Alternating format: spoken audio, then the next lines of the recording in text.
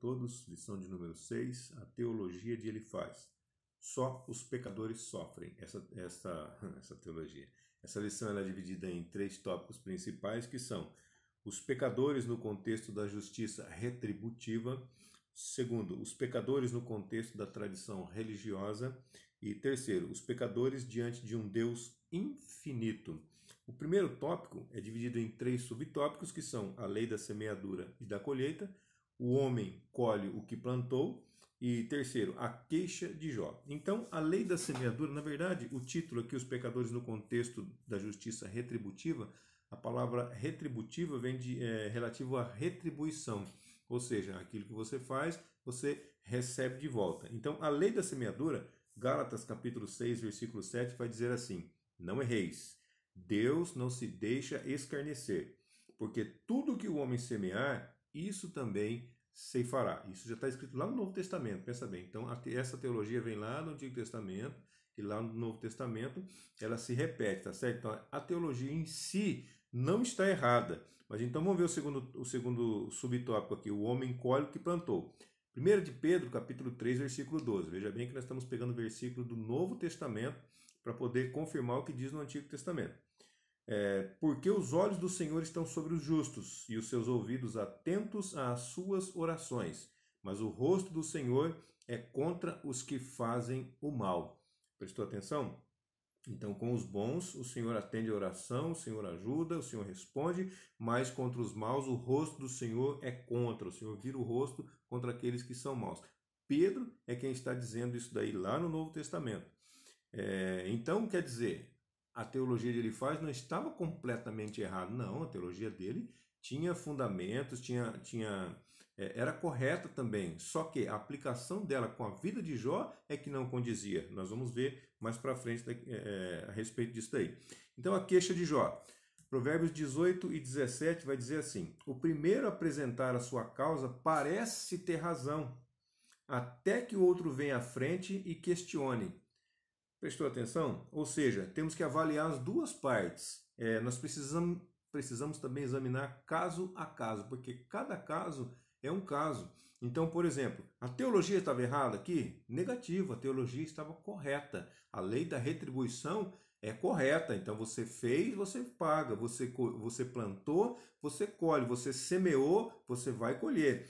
E Mateus também, Jesus falando lá no evangelho que Mateus escreveu, diz assim, que quando o homem planta, ele pode colher 30, 60 e 100 vezes mais aquilo que ele plantou. Então, se nós plantamos coisas boas, nós vamos colher 30, pelo menos 30 vezes mais, 60 vezes mais, ou até mesmo 100 vezes mais aquilo que nós plantamos. Se nós plantamos coisa ruim, como é que vai ser? Vai ser da mesma forma. Agora, também, a semeadura também funciona da seguinte maneira: eu planto abacaxi e eu não posso colher manga. Porque eu plantei abacaxi, a minha semeadura foi de abacaxi, a minha colheita vai ser de abacaxi, com certeza. Então não tem como eu colher coisa boa se eu plantei coisa ruim. Não tem como colher coisa ruim se eu plantei coisa boa. Essa é a lei da semeadura, é o que a Bíblia diz. Jó estava se queixando aqui porque ele usou teologia contra a vida dele, mas injustamente. Porque Jó era um caso à parte, Jó era um caso que ele não tinha cometido pecado para vir sobre ele essas consequências. Jó não semeou o mal para que o mal viesse sobre a vida dele, muito pelo contrário, Jó semeava o bem, só que ele estava passando por um período de prova. É isso que as pessoas não entendem. Tudo que, se a nossa vida está indo de mal a pior, está indo ruim, está perdendo filho, está perdendo empresa, está descendo, está numa descendência assim, ó. O que acontece? As pessoas, está em pecado, olha aí, a vida dele está toda torta, por isso está desse jeito. E não é, nem sempre é isso, nem sempre, tá bom? Porque às vezes pode ser, às vezes pode ser. Às vezes pode ser que nós erramos, às vezes pode ser que nós pecamos, às vezes pode ser que nós administramos mal aquilo que nós recebemos. Pode ser vários fatores, mas também pode ser simplesmente por nada. Por um diálogo entre Deus e o diabo, entre alguma coisa que está acontecendo no mundo espiritual que nós não sabemos. Tá certo? Então, por isso que cada caso tem que ser julgado à parte. Outra coisa, quem que vai julgar isso daí? Sou eu que vou julgar? É você que vai julgar? Negativo. É Deus quem julga. Então, se nós não temos o direito de julgar, deixemos a vida de cada um. Vamos fazer o que cabe a nós, tá certo? O resumo desse primeiro tópico diz assim: Elifaz traz a lei retributiva de semeadura e da colheita, mas Jó contesta essa lei em relação a si mesmo. Tá, okay? É o que nós já acabamos de falar. Acusou Jó utilizando uma teologia que não era incorreta, a lei da retribuição, mas Jó contestou, porque a vida dele ele estava dizendo, não, mas eu não cometi pecado. Mas ele faz, é claro, não acreditou, então vamos para o tópico 2. Os pecadores no contexto da tradição religiosa. São divididos também em 3 subtópicos principais. Ortodoxia engessada, eu já vou dizer o que significa essas palavras, tá bom? Uma ameaça à tradição religiosa e um defensor celeste. Então são esses 3 subtópicos. A ortodoxia engessada. Ortodoxia é a doutrina declarada verdadeira. É uma opinião certa. Então ortodoxo é aquilo que é correto, é a doutrina verdadeira. O que a Bíblia ensina? A Bíblia ensina doutrinas. As pessoas confundem doutrinas com costumes. Então ela fala assim, a doutrina daquela igreja, a doutrina da outra igreja. Não, isso não é doutrina, isso é costume. Então o costume de determinadas igrejas é a mulher não usar calça, a mulher não poder cortar o cabelo, apesar que isso aí tem na Bíblia também, tá certo? Mas eu não vou entrar nesse mérito aqui, não é para isso essa lição. Mas então costumes são diferentes de doutrinas. O que a Bíblia ensina? A Bíblia ensina costumes? Não, a Bíblia ensina doutrinas. Então vai ter livro que você vai achar, Meyer Pearman, por exemplo, As Grandes Doutrinas da Bíblia. O que ele vai falar? Ele vai falar de todas as verdades contidas na Bíblia, verdades absolutas, verdades da palavra de Deus. Isso é ortodoxia, tá certo? Isso são verdades. E não o que ele faz, está fazendo, aplicando sobre a vida de Jó. Então, ortodoxia é uma opinião correta, verdadeira. E engessado você já sabe, se você quebrar um braço, você vai colocar um gesso aqui de fora a fora, o seu braço vai ficar imobilizado, você vai ficar imóvel. Então ele está dizendo assim que essa opinião verdadeira dele não podia mudar, estava engessada, tá certo? Essa é a teologia de Elifaz, ou seja, imobilizado, que não consegue se mover. Uma ameaça à tradição religiosa, era o que Elifaz estava dizendo. O que é tradição? Fatos ou dogmas transmitidos de geração em geração, via oral, ou seja, não precisava se ter provas, se ter comprovações daquilo que estava sendo ensinado. Isso é tradição. E normalmente os judeus, a tradição deles era feita oralmente. A palavra religião, ela vem do latim de duas palavrinhas, religare, ligar novamente, religar, ligar novamente. Por que ligar novamente? Porque o homem, quando foi criado lá foi colocado no Jardim do Éden, Deus criou o homem, colocou ele lá no Jardim do Éden, o homem estava ligado com Deus, o homem tinha comunhão com Deus, uma comunhão não como nós temos hoje, uma comunhão perfeita. Deus descia, visitava o homem, olha a diferença, Deus vinha receber o culto aqui na terra, enquanto hoje nós vamos na casa de Deus para poder ver se conseguimos que Deus desça, que a sua presença desça, se manifeste para que nós sintamos, para que nós o adoremos. Olha a diferença.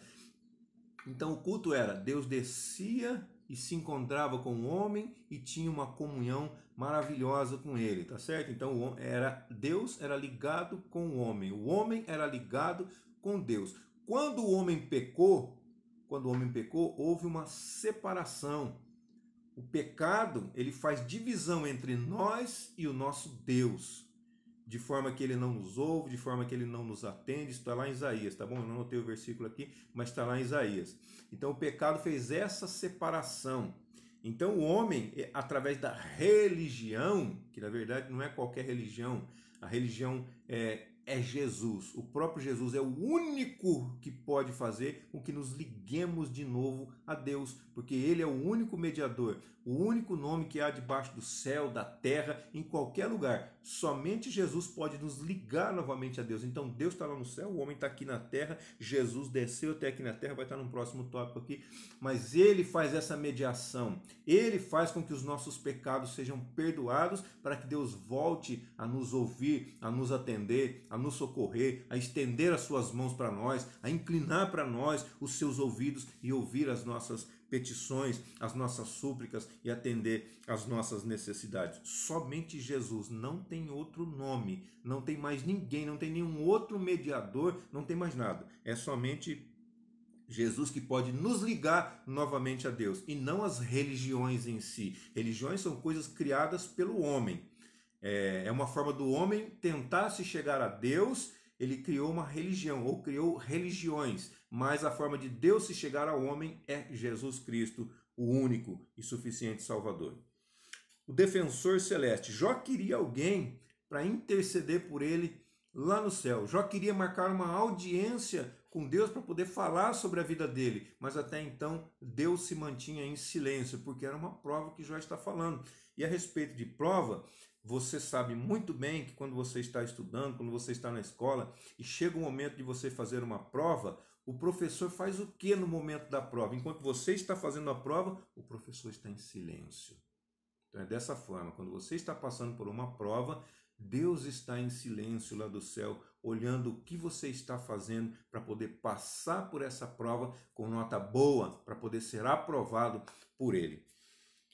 O resumo desse tópico diz assim: diante do novo discurso de Elifaz, Jó reclama, mas não blasfema contra Deus. Então ele faz acusações a Jó, dizendo que ele está em pecado, mas Jó também, ele reclama, ele chega a questionar a Deus, ele quer marcar uma audiência com Deus, mas de maneira nenhuma ele blasfema. E o tópico 3, os pecadores diante de um Deus infinito, são 2 subtópicos. O primeiro, Deus não se importa com quimeras humanas. Veja bem que essa lição fala da teologia de Elifaz, tá bom? Isso aqui não é uma verdade, tá ok? Deus não se importa com quimeras humanas. E 2, Deus caminha com os homens. Isso sim é uma verdade. Mas o que são quimeras? Você já ouviu falar dessa palavra? Então são utopia, fantasias, fábulas. Na verdade, quimera ela é um ser mitológico híbrido, que é composto de três animais, tá? Isso é fantasia, tá bom? Isso é mitologia, na verdade. O leão, uma cobra e uma serpente. É uma cobra? Eu anotei errado. É um leão, é um outro animal, um bode, uma cabra, uma coisa assim, e uma serpente, que também às vezes a serpente é traduzida por dragão, tá certo? Então são 3 animais que formam um animal só, mitologicamente falando, tá bom? Isso não existe, tá ok? Então se não existe, é utopia. Então aqui ele está dizendo, Deus não se importa com utopias, Deus não se importa com fantasias humanas, Deus não se importa com fábulas humanas, com as coisas dos humanos. Isso não é verdade, tá certo? É uma teologia que Elifaz trouxe para a vida de Jó, mas isso não é verdade, porque Deus se importa com a sua vida, Deus se importa com a minha vida. Deus, ele é transcendente, mas ele vive no meio dos homens, ele se importa com os homens. Aqueles que se achegam a ele, ele se achega à pessoa, ele sabe aquilo que você faz, ele sabe aquilo que você gosta, ele supre a sua necessidade. Se nós buscarmos primeiro o reino dele e a justiça dele, as coisas que ele diz ali, comida, bebida, vestimenta, não vai nos faltar, porque ele vai nos suprir, ele é suficiente para nós o tempo todo, desde que sejamos fiéis a ele. Amém? Ele atende justos e atende injustos. O sol nasce sobre justos e o sol nasce sobre injustos. Ele abre porta de emprego para o justo e ele abre porta de emprego para o ímpio. Ele cuida de toda a humanidade. Ele quer que todos nós nos acheguemos a ele. Então ele se importa com as nossas quimeras, com as nossas fantasias, com os nossos sonhos, com os nossos desejos, com as nossas vontades. Ele se importa conosco, ele se importa com a sua vida. Ah, mas Deus se esqueceu de mim. Negativo. Lembra do que eu falei agora há pouco? No momento da prova, o professor fica com a boca fechada, o professor não fala nada, o professor fica em silêncio. Então lembre, nunca se esqueça disso. Se Deus está em silêncio, é porque ele está trabalhando, é porque ele está analisando, é porque ele está querendo ver como você vai se sair na sua prova. E o tópico 2, Deus caminha com os homens. João capítulo 1, versículo 14 diz assim: aquele que é a palavra tornou-se carne e viveu entre nós. Pensa bem, Jesus desceu aqui na terra, esteve conosco durante aproximadamente 33 anos. Ele habitou, ele tabernaculou, está aqui no Salmo, ele tabernaculou com o homem. Ainda João 1,14 diz assim: vimos a sua glória, glória do unigênito vindo do Pai, cheio de graça e de verdade.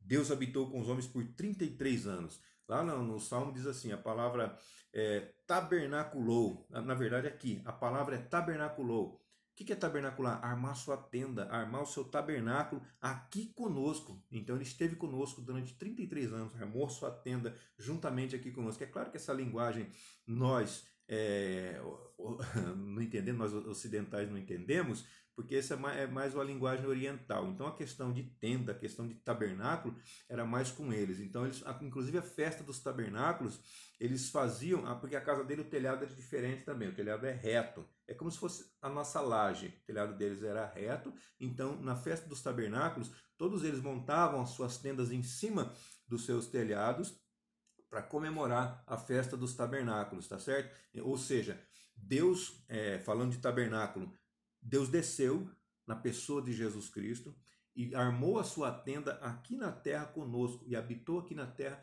conosco. Hoje, o tabernáculo, o templo de Deus aqui na terra somos nós. É você e sou eu. Então, cada um de nós somos o templo de Deus, a morada de Deus. Valdecir, o que eu preciso fazer para que Deus habite comigo, para que Deus more em mim? Levantar sua mão, aceitar Jesus como único e suficiente Salvador da sua vida. Se você ainda não fez isso, faça isso agora mesmo. Deus com certeza vai te abençoar mais do que você já é abençoado. Não pense em fazer troca com Deus, em fazer barganha com Deus, negativo. Mas receba Ele como Salvador da sua alma. Porque o seu corpo físico pode perecer aqui nessa terra, mas a sua alma vai habitar com Ele na eternidade. Olha só, na eternidade, por toda a eternidade. Sabe quanto tempo tem uma eternidade? Ela não tem fim.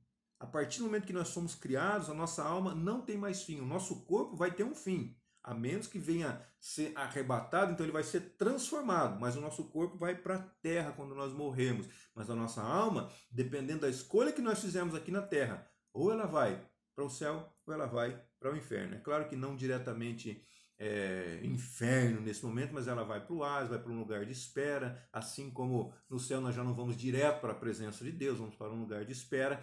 Mas sim, existe uma diferença para aquele que serve a Deus e para aquele que não serve, para aquele que teme a Deus, para aquele que não teme, para aquele que aceitou a Cristo como Salvador, como aquele que religou novamente a Deus e para aquele que não aceitou. Existe uma diferença. Mas o tópico aqui, o resumo diz assim: enquanto para Elifaz Deus não se importava com as quimeras humanas, para Jó ele caminhava com os homens e ele realmente caminha conosco e Ele habita em nós. Amém, queridos? Deus abençoe a todos, em nome do Senhor Jesus.